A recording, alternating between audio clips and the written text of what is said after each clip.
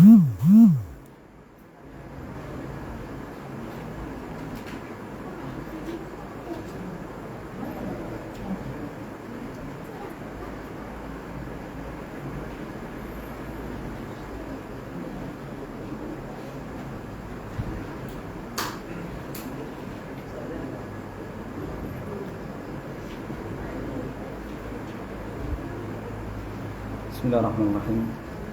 Assalamualaikum warahmatullahi wabarakatuh. Innal hamdalillah nahmaduhu wa nasta'inuhu wa nastaghfiruh wa natubu ilaihi wa na'udzu billahi min shururi anfusina wa sayyiati a'malina. May yahdihillahu fala mudilla lahu wa may yudlil fala hadiya lahu. Asyhadu an la ilaha illallah wahdahu la syarika lahu wa asyhadu anna Muhammadan abduhu wa rasuluh sallallahu alaihi wa ala alihi wa sahbihi wa sallama tasliman katsira. Ya ayyuhalladzina amanu taqullaha haqqa tuqatih wa la tamutunna illa wa antum muslimun. Ya ayuhan nasu taqu rabbakumul ladzi khalaqakum min nafsin wahidah wa khalaqa minha zawjaha wa batha minhuma rijalan katsiran wa nisaa'a wattaqullaha alladzi tasaaluna bihi wal arham innallaha kana 'alaykum raqiba.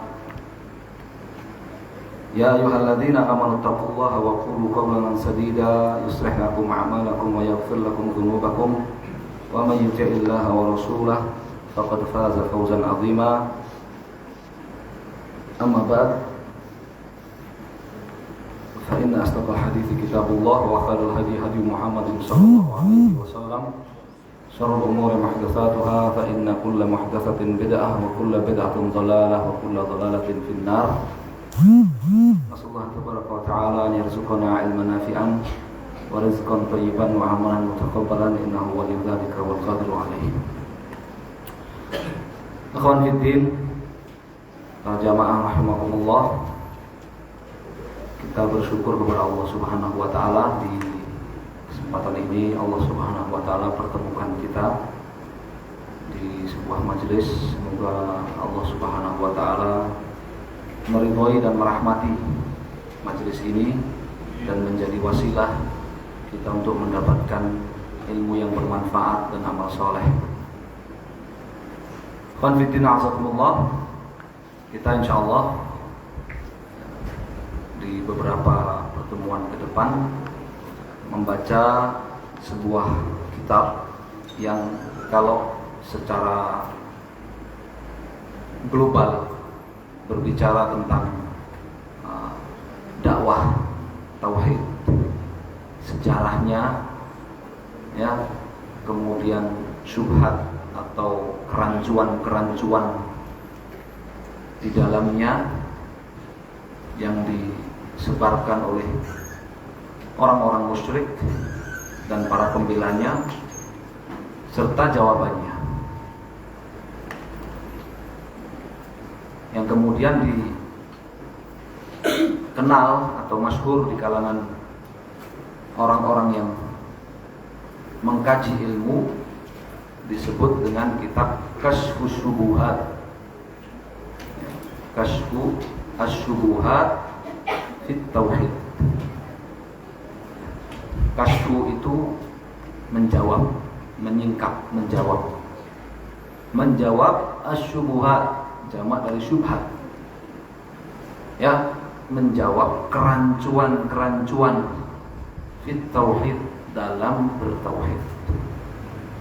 Ya, bahwa kita maklumi bahwa yang namanya bertauhid itu merupakan tujuan kita diciptakan. Bertauhid itu merupakan apa?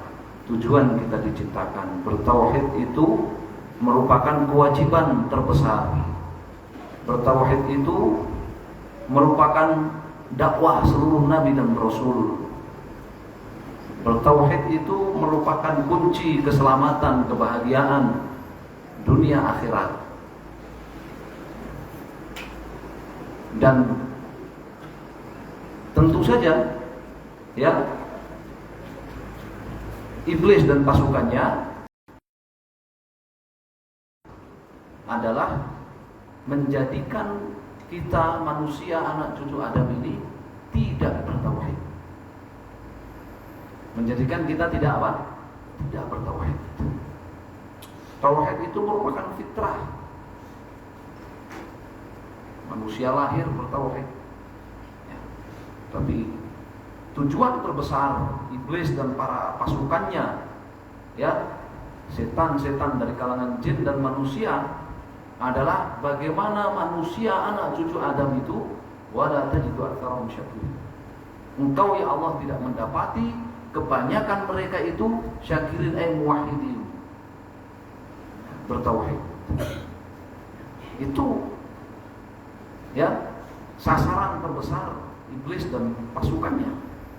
Ya, maka mereka dengan berbagai cara, thumma la'atiyannahum min baini aydihim wa min khalfihim wa an aymanihim wa an syama'ilihim. Iblis dan pasukannya menggoda manusia supaya tidak bertauhid itu dari berbagai arah. Dari depan, dari belakang, dari kanan, dari kiri, dari berbagai arah. Tujuannya cuma satu. Bagaimana supaya kita ini tidak bertauhid. Itu saja. Maka penafsiran dari berbagai arah ini, dari depan, dari belakang, dari kanan, dari kiri, dari berbagai penjuru, mereka berusaha menyesatkan kita, menggoda kita supaya kita meninggalkan tauhid ini. Banyak cara yang mereka tempuh. Salah satunya adalah yang paling berat, cara-cara yang mereka tempuh, yang itu turun-temurun sejak Nabi Adam. Itu adalah dengan apa? Dengan menebar kerancuan yang diistilahkan dengan apa? Syubhat. Ya, hanya ya kalau bilang ini harta syubhat, maksudnya ini harta masih rancu, halal apa haram. Ya, bilang harta syubhat. Ya, ini uang syubhat, artinya ini uang masih rancu, hukumnya masih halal apa haram. Ya, tapi syubhat itu dia adalah sebuah kekeliruan, sebuah kebatilan yang akan membuat orang itu meninggalkan tauhid, tetapi dibungkus dengan apa? Dengan kebenaran. Kalau iblis pertama ketika menggoda Nabi Adam kan mengatakan begitu. Wa inni lakuma laminan nasihin. Iblis ini sedang menggoda Nabi Adam supaya melanggar perintah Allah Subhanahu wa taala, melanggar larangan Allah Subhanahu wa taala. Ya kan? Tapi iblis bilang sama Adam, sama istrinya bilang apa? Inilah kumalamin nasihat. Sungguh aku ini seorang pemberi nasihat untuk kalian berdua.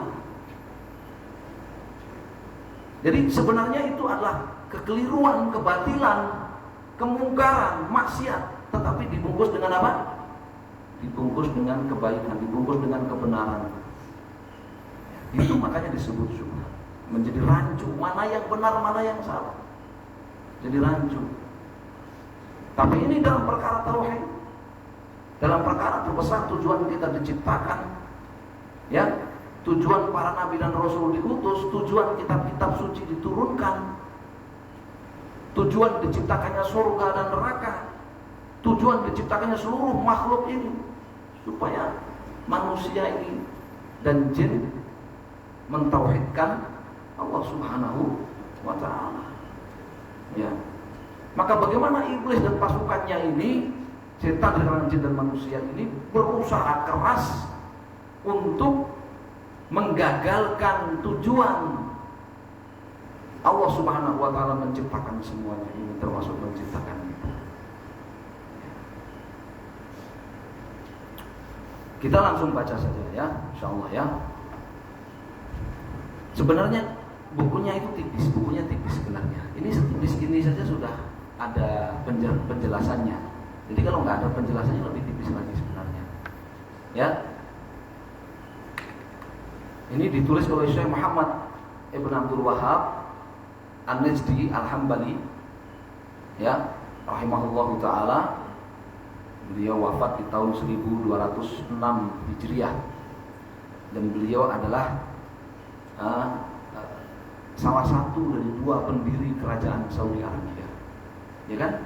Kerajaan Saudi Arabia itu didirikan oleh dua orang, ya, satunya Imam Muhammad bin Surur, ya, yang satunya Syekh Muhammad Ibn Abdul Wahab. Berdua bersama-sama mendirikan kerajaan Saudi Arabia, ya. Jadi semua orang, ya, semua orang itu berhutang jasa, semua orang Islam berhutang jasa sama beliau. Ya, sekarang haji aman, umroh aman, ya, belum lagi bantuan-bantuan dari sana, semua umat Islam merasakannya, ya. Itu pada Allah jasa beliau, ya, jasa beliau. Qala bismillahirrahmanirrahim wa bihi nasta'in. Hanya kepada Allah kita memohon pertolongan. I'lam rahimakallah, ketahuilah, semoga Allah Subhanahu wa taala merahmati Anda. Apa yang harus diketahui? Annat tauhid, bahwa tauhid yang itu menjadi letak perseteruan antara para nabi rasul dengan umatnya masing-masing, termasuk Nabi kita Muhammad SAW dengan umatnya, huwa ifradullah subhanahu bil ibadah. Tauhid itu artinya mengesahkan Allah Subhanahu wa taala dalam semua ibadah. Dalam semua ibadah. Yani semua ibadah lahir maupun batin, ibadah fisik maupun ibadah harta, semuanya untuk Allah Subhanahu wa taala. Itu yang namanya tauhid. Itu yang namanya tauhid. Yang menjadi letak perseteruan para nabi dan rasul dengan kaumnya, dengan umatnya masing-masing yang Allah Subhanahu wa taala beritahukan kepada kita di dalam Al-Qur'an.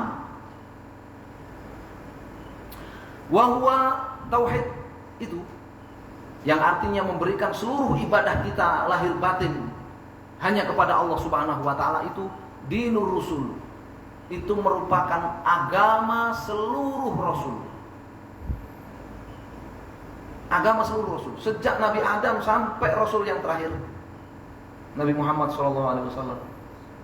Ya, terlebih khusus sejak rasul pertama yaitu Nuh alaihissalam sampai yang terakhir. Ya kan? Antara fa'awaluhum alladzi arsalahumullahu bihi ila ibadihi, yang Allah Subhanahu wa taala mengutus mereka para rasul tadi, bihi, membawa misi tauhid ini ila ibadihi, kepada seluruh manusia sesuai dengan umatnya masing-masing. Ini diantara rahmat Allah Subhanahu wa taala, kasih sayang Allah Subhanahu wa taala. Ya. Karena syarat masuk surga itu tauhid. Kunci pintu surga tauhid. Syarat terbebas dari neraka tauhid. Kemudian ketika manusia itu sudah dilahirkan di muka bumi ini, Allah ciptakan mereka bertauhid, tapi kemudian digoda oleh setan, dan sebagai bentuk kasih sayang Allah Subhanahu wa taala kepada manusia, Allah mengutus para nabi dan rasul mengingatkan mereka supaya kembali kepada tauhid. Kalau kalian pengen balik ke surga, pengen selamat dari neraka, pengen bahagia di akhirat, bertauhid. Itu salah satu bentuk kasih sayang Allah Subhanahu wa taala. Ya, tidak membiarkan manusia itu apa? Terlantar. Tidak membiarkan manusia itu terlantar. Sabul insan wa itraka sudah. Apa manusia pantas menyangka dirinya itu dibiarkan terlantar setelah diciptakan? Tidak. Allah Subhanahu wa taala mengirim kepada mereka, mengutus kepada mereka para nabi dan rasul, menurunkan kitab-kitab suci, menjelaskan kepada manusia tauhid. Menjelaskan kepada manusia tauhid. Entah itu hakikat tauhid, ataukah itu kewajiban-kewajiban tauhid, entah itu hak-hak bertauhid, atau penjelasan tentang ciri-ciri oleh sifat-sifat orang bertauhid, atau sebaliknya. Demikian juga balasan orang yang bertauhid, atau sebaliknya. Kebalikan dari hakikat tauhid, yaitu tentang syirik, ya, perantara-perantara yang mengantarkan kepada syirik, ya, hal-hal yang menyeret kepada kesyirikan ataupun sifat orang-orang yang berbuat kesyirikan dan hukuman bagi orang-orang yang berbuat kesyirikan. Nabi dan Rasul, kitab-kitab suci semuanya turun membawa itu. Itu diantara bentuk rahmat Allah Subhanahu wa ta'ala kepada seluruh manusia. Ya. Fa'awwaluhum Nuh alaihi salatu wassalam. Rasul yang pertama Allah utus kepada manusia di muka bumi itu adalah Nabi Nuh alaihi salatu wassalam. Arsalahullahu ila qaumihi lamma ghalau fis salihin. Nabi Nuh diutus kepada kaumnya ketika kaumnya itu terjatuh pada praktek-praktek, ya, melampaui batasan syariat terhadap orang-orang soleh. Ya, siapa mereka? Waddan wa Suwa'an wa Yaghutha wa Ya'uq wa Nasr. Orang-orang soleh itu adalah Allah sebut di dalam surat apa? Nuh, Wad, Suwa, Yaghuth, Ya'uq, Nasr. Ini semua nama orang-orang soleh yang hidup antara Nabi Adam dengan Nuh alaihi salatu wassalam. Kata Abdullah bin Abbas, ya, kana nas baina Adam wa Nuh asr qurun, kulluhum ala tauhid, kulluhum ala Islam. Manusia sejak Nabi Adam sampai Nabi Nuh itu ada 10 generasi. Ada 10 generasi. Wallahu a'lam usia masing-masing generasi tidak tahu. Usia masing-masing generasi sampai habis tidak tahu. Kalau Nabi Nuh saja hampir 1000 tahun, 1950 tahun. Ya kan? Kata Abdullah bin Abbas radhiyallahu ta'ala anhu, antara Adam sampai Nuh itu 10 generasi, semuanya manusia itu di atas tauhid, di atas Islam. Semuanya bertauhid, semuanya beragama Islam. Kata Abdullah bin Abbas. Ya. Kemudian kisahnya orang-orang soleh yang 5 ini tadi, Wad, Suwa, Yaghuth, Ya'uq, Nasr yang Allah sebut dalam surat Nuh itu, mereka memiliki murid-murid. Mereka memiliki jamaah wafat mereka. Ya. Nah, dalam riwayat disebutkan fi amin wahid, dalam 1 tahun 5-5-nya wafat. 5 tokoh orang soleh yang menjadi rujukan, ya, masyarakat, menjadi rujukan manusia saat itu wafat dalam satu. Yang pertama wafat Wad. Maka murid-muridnya ini apa? Sangat berduka. 5 orang ini wafat, murid-muridnya sangat berduka. Setan punya celah untuk menggoda mereka. Ketika melihat para pengikutnya ini, para jamaahnya ini sangat berduka, setan punya celah, iblis punya celah untuk menggoda mereka. Fa'auha ilaihimus syaitan, setan kemudian membisikkan kepada mereka. Ini nisibu ila majalisi mulatikan yajlisuna indaha ansaban, agar mereka membuat patung-patung orang-orang soleh itu ditaruh di majelis-majelis tempat mereka mengajar dulu, tempat mereka bermajelis, supaya ingat, ya, supaya ingat, supaya menjadi lebih bersemangat untuk beribadah. Kenapa bisa sampai seperti itu? Dalam riwayat Al-Bukhari disebut, riwayat Ibnu Abbas, riwayat Bukhari disebutkan bahwa setan punya celah untuk menggoda mereka itu karena mereka ketika berduka itu, ya, falamma matu akafu ala kuburihim. Ketika orang-orang soleh yang 5 ini wafat, maka para pengikutnya ini saking berdukanya sering iktikaf di kuburan orang-orang soleh itu tadi.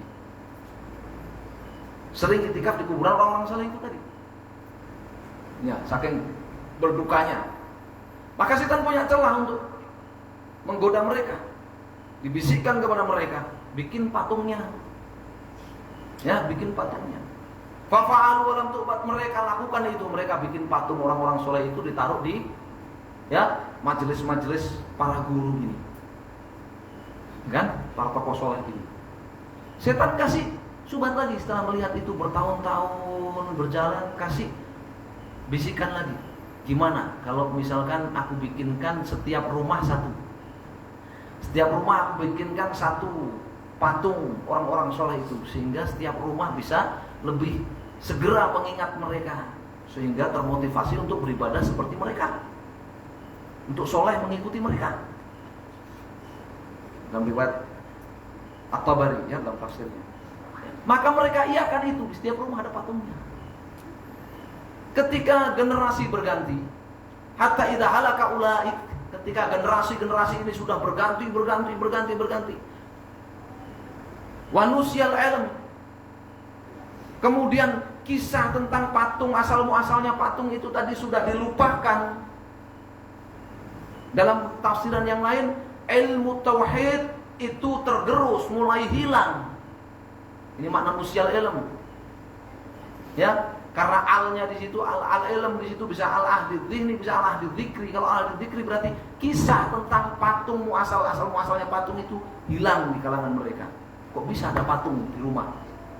Kok bisa ada patung di kuburan? Kok bisa ada patung di majelis? Kisahnya udah nggak ditahu sama generasi-generasi berikutnya. Tapi kalau al-ilmu ini alnya ahdi dzihni, maka yang dimaksud tauhid.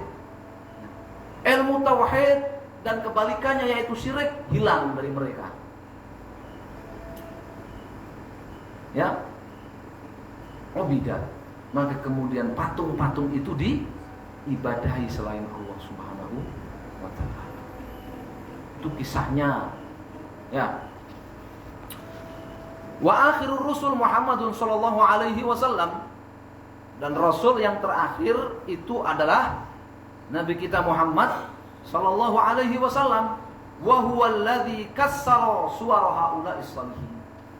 Dan Nabi kita Muhammad sallallahu alaihi wasallam ini beliaulah yang menghancurkan patung 5 orang soleh itu tadi. Kita bayangin aja, sejak zaman Nabi Nuh sampai zaman Nabi kita Muhammad sallallahu alaihi wasallam itu berapa juta tahun, ya, berapa miliar tahun nggak tahu. Tapi berhalanya yang pertama kali diibadahi oleh anak cucu Adam pertama kali disebabkan oleh apa? Al-ghulu bis-shalihin, disebabkan oleh praktek-praktek mereka yang keliru terhadap orang-orang saleh, praktek-praktek mereka yang menyelisihi syariat terhadap orang soleh, karena ingin mengingat ibadahnya orang-orang soleh tadi, ingin bersemangat seperti orang-orang soleh para gurunya tadi. Ya, kekeliruan itu membuat mereka iktikaf di kuburannya, membuat mereka sangat berduka, membuat mereka bikin patung tadi. Ini Syekh Muhammad rahimahullah kan bikin judul kan begitu. Ya, karena praktek-praktek yang keliru melampaui batasan syariat terhadap orang-orang soleh itu, ya, menjadikan kuburan orang-orang soleh itu berhala-berhala yang diibadahi. Berarti sebab manusia pertama kali meninggalkan Islam, meninggalkan tauhid apa? Al-ghulu bis-shalihin. Syekh Muhammad mengatakan ana sawa kufri bani Adam wal ghulu bis-shalihin. Penyebab manusia pertama kafir, meninggalkan Islam, meninggalkan tauhid, penyebabnya apa? Praktek-praktek yang keliru, yang melampaui batasan syariat terhadap orang-orang soleh. Orang-orang soleh. Bukan judi, bukan korupsi, bukan. Yang menyebabkan manusia pertama kali kafir meninggalkan Islam bukan itu. Perzinahan bukan, minum khamar bukan. Ya, tapi apa? Praktek-praktek yang keliru terhadap orang-orang soleh. Halus sekali.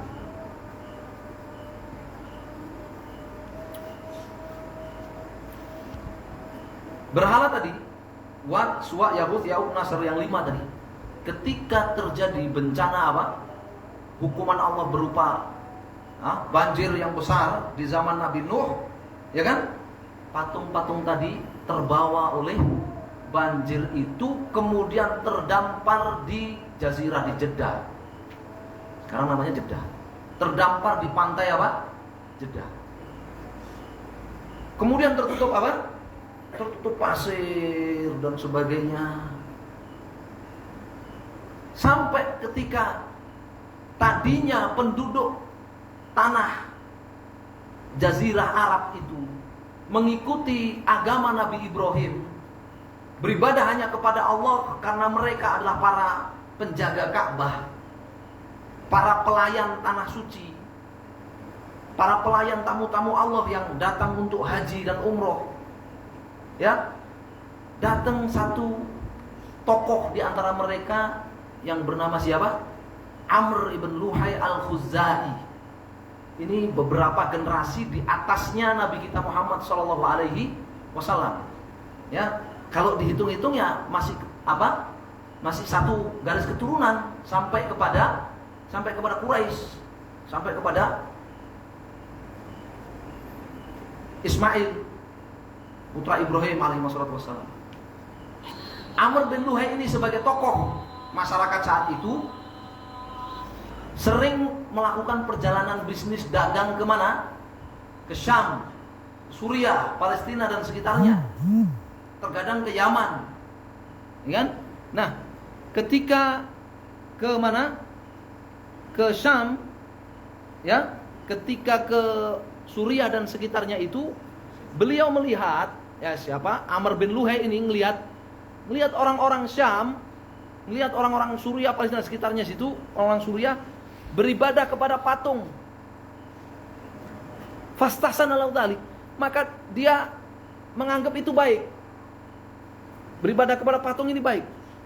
Maka dia bawa oleh-oleh patung dari Suriah. Dibawa ke tanah suci kota Makkah. Ya, kemudian mulai disembah-sembah, diibadahi. Ya, ketika sudah, karena dia pemimpin, dia tokoh masyarakat. Kalau bahasa kita dia kepala suku. Yang lain ngikut aja. Yang lain ngikut saja. Kemudian dia dapat wangsit. Wangsit apa lagi? Dapat bisikan setan. Dapat bisikan setan supaya apa?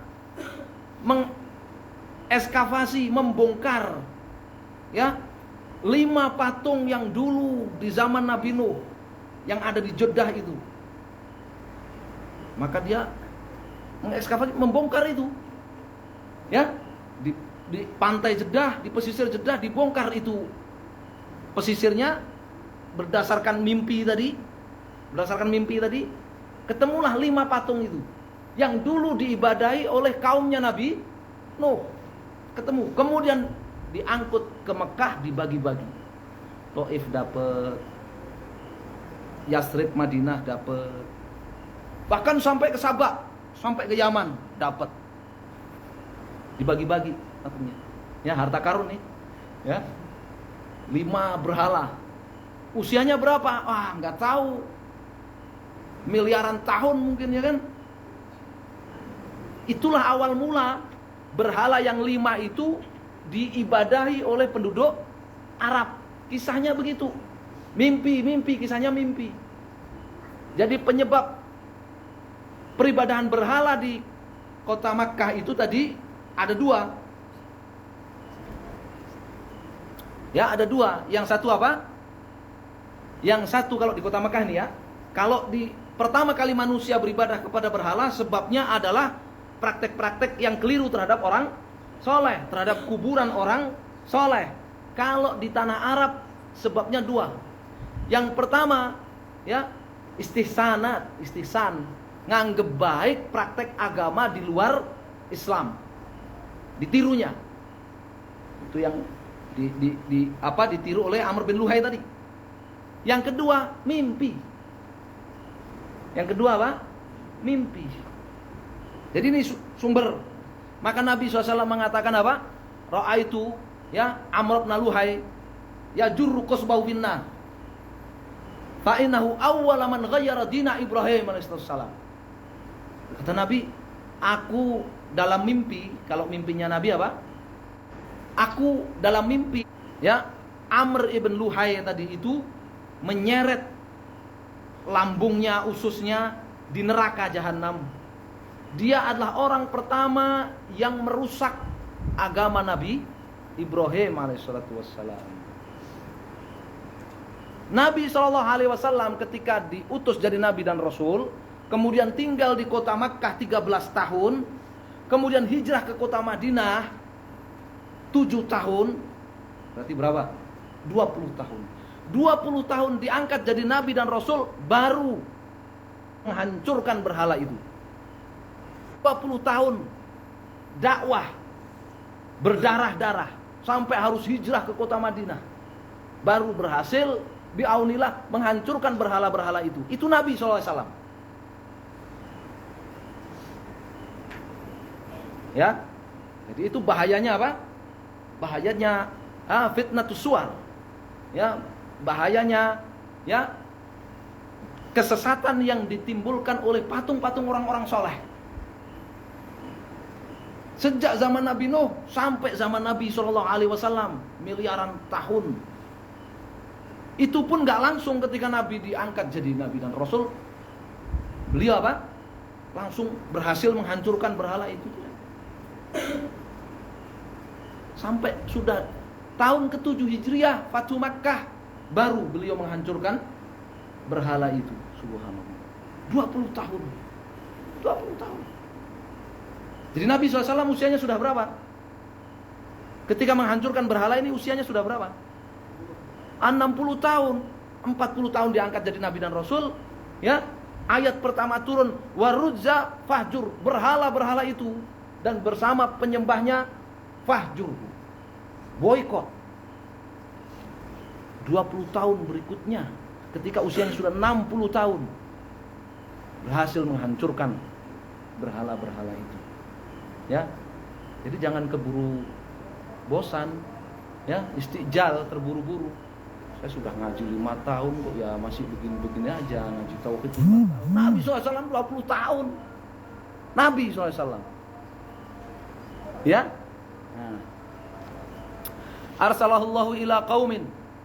Nabi SAW ini diutus kepada satu kaum, yaitu Quraisy.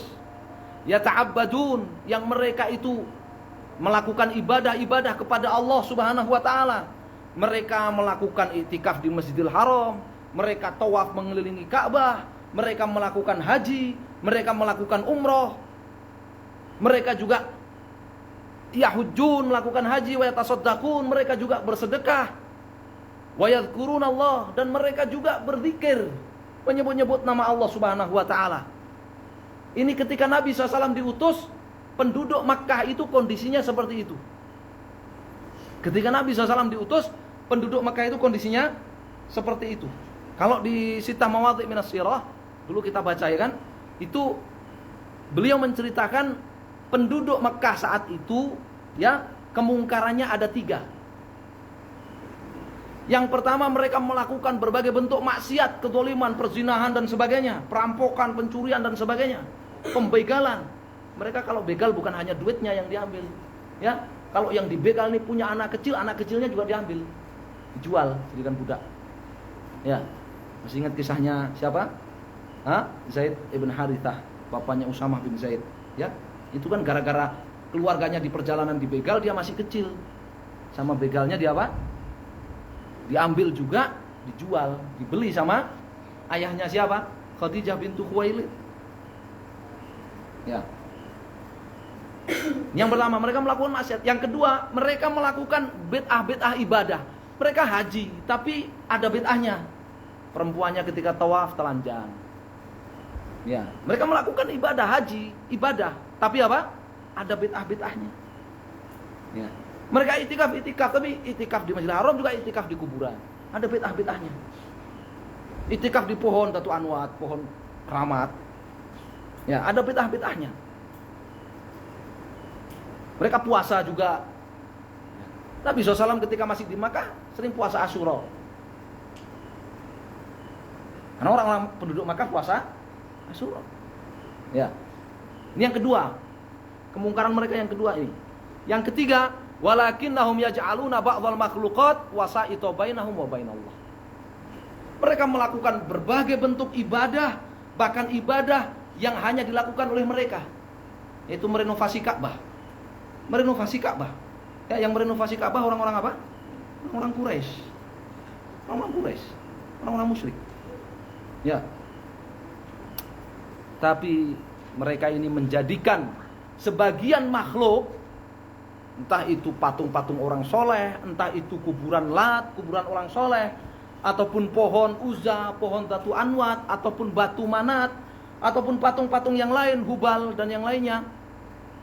Wasa'ito bainahum wa bainallah. Mereka jadikan sebagian makhluk-makhluk itu sebagai apa? Perantara antara mereka dengan Allah. Perantara dalam menyampaikan hajat mereka kepada Allah yang disebut dengan syafaat. Perantara dalam mendekatkan diri mereka kepada Allah yang disebut dengan kurba. Jadi mereka mengangkat sebagian makhluk ini sebagai perantara itu dalam dua hal ini. Satu, perantara untuk menyampaikan hajat mereka keduniaan kepada Allah. Itu yang disebut dengan syafaat. Jadi jangan bingung, loh, kok orang musyrik minta syafaat? Bukannya orang musyrik di Mekah itu dulu nggak percaya kiamat? Karena syafaat yang dimaksud itu bukan syafaat nanti di hari kiamat, tapi syafaat ketika mereka masih hidup, ya, minta supaya hajatnya ini disampaikan kepada Allah Subhanahu wa taala oleh tadi patung-patung orang soleh, kuburan-kuburan orang soleh, oleh pohon yang dikeramatkan, oleh jin dan sebagainya tadi. Ini maknanya syafaat. Perantara. Yang kedua, ya, perantaraan mereka minta supaya mereka ini didekatkan kepada Allah Subhanahu wa taala dengan beribadah kepada patung-patung, kuburan-kuburan tadi, pohon-pohon dan keramat dan sebagainya, orang-orang soleh, jin dan sebagainya tadi. Dalam keyakinan mereka itu akan mendekatkan diri mereka kepada Allah Subhanahu wa taala. Ini sejarah. Ya kan? Sejarah dakwah tauhid. Ya, diringkas dari zaman Nabi Nuh sampai zaman Nabi kita Muhammad sallallahu alaihi wasallam. Ada kemiripan antara ketika Nabi Nuh diutus sebagai rasul, diangkat sebagai rasul, dengan ketika Nabi Muhammad diangkat sebagai rasul, ada kemiripan. Ketika Nabi Nuh diutus menjadi rasul, masyarakat juga melakukan beberapa ibadah peninggalan orang-orang soleh yang diajarkan kepada mereka, tapi juga beribadah kepada berhala. Ketika Nabi Muhammad SAW diutus juga begitu. Masyarakat memberikan ibadah kepada Allah Subhanahu wa taala peninggalan Nabi Ibrahim, tapi juga memberikan apa? Ibadah kepada selain Allah, kepada berhala-berhala. Ya. Itu kesamaan, kemiripan sejarah. Yaquluna nuridu minhum at-taqarruba ila Allah wa nuridu syafa'atahum indah. Misal malaikah wa Isa wa Maryam wa unasin ghairihim minas salihin. Ya. Mereka berkata, kami menginginkan dengan beribadah kepada selain Allah, dengan beribadah kepada kuburan orang soleh, kepada berhala-berhala orang soleh ini, kami menginginkan mereka mendekatkan kami kepada Allah Subhanahu wa taala. Kenapa kau bisa? Mereka orang-orang suci, orang-orang soleh, sedangkan kita ini orang-orang berdosa. Gak pantas kita mau mendekat langsung kepada Allah Subhanahu wa taala. Ini mereka orang-orang suci, gak pernah berdosa. Kenapa gak pernah berdosa? Mereka sudah mati. Orang mati kan gak bisa berbuat dosa. Mereka orang-orang suci. Mereka dekat dengan Allah. Jadi kita beribadah kepada mereka, dengan begitu mereka akan mendekatkan kita kepada Allah Subhanahu wa taala. Atau yang kedua, nurid syafa'atahum indah. Kita menginginkan syafaat mereka. Itu apa? Mereka menyampaikan hajat kami kepada Allah Subhanahu wa taala. Allah lebih mengabulkan permintaan mereka orang-orang soleh yang telah wafat dibandingkan permintaan kita yang banyak dosa ini. Ya, siapa orang-orang soleh itu? Sosok-sosok yang soleh itu para malaikat, Nabi Isa, ya, ibunya Nabi Isa, Maryam, wa unasun ghairihim minas salihin, dan orang-orang soleh selain mereka. Orang-orang soleh selain mereka. Ya, jadi orang-orang yang beribadah kepada Nabi Isa atau kepada Maryam, Siti Maryam, ya, itu awalnya dulu di zaman Rasul SAW diutus, itu kisahnya begitu seperti yang Allah sebut dalam surat Ali Imran itu. Ya, jadi mereka beribadah kepada Nabi Isa, beribadah kepada Maryam, ibunda Nabi Isa, itu adalah tujuannya supaya Nabi Isa dan Maryam ini sebagai orang suci ini mendekatkan mereka kepada Allah dan menyampaikan hajat mereka kepada Allah Subhanahu wa taala. Levelnya ringan ya. Levelnya ringan. Mereka belum sampai kepada level PKI, mengingkari Allah Subhanahu wa taala. Mereka levelnya belum sampai kepada minta kepada bintang, minta kepada bulan, minta kepada matahari, minta kepada batu, belum. Levelnya belum sampai situ. Levelnya apa? Mengangkat orang-orang soleh yang telah wafat atau yang gaib ini sebagai apa? Perantara menyampaikan hajat mereka kepada Allah Subhanahu wa taala. Al-Quran begitu, menceritakan orang-orang musyrik kepada kita itu orang musyrik yang levelnya rendahan aja. Kenapa enggak yang diceritakan detail-detail orang musyrik yang levelnya kelas atas? Kalau yang level rendahan saja sudah dijelaskan hukum-hukumnya mereka oleh Al-Quran, diperangi oleh Rasulullah SAW, apalagi yang levelnya lebih parah. Yang levelnya lebih apa? Lebih parah. Nggak perlu dijelaskan hukumnya. Orang Arab sudah paham. Ya, nggak perlu dijelaskan hukumnya. Kalau lebih parah, otomatis hukumnya lebih berat. Otomatis hukumnya lebih apa? Lebih berat. Ini maksud. Ya, maksud apa namanya? Beliau menceritakan sejarah. Ya, beliau menceritakan sejarah, nanti di akhir kitab akan disebutkan. Atau di pertengahan kitab nanti akan disebutkan. Disinggung lagi sejarah itu. Ya. Wallahu a'lam. Insyaallah kita salat Isya dulu ya. Sallallahu alaihi wa sallam. Alhamdulillahirabbil alamin. Jazakumullahu khairan.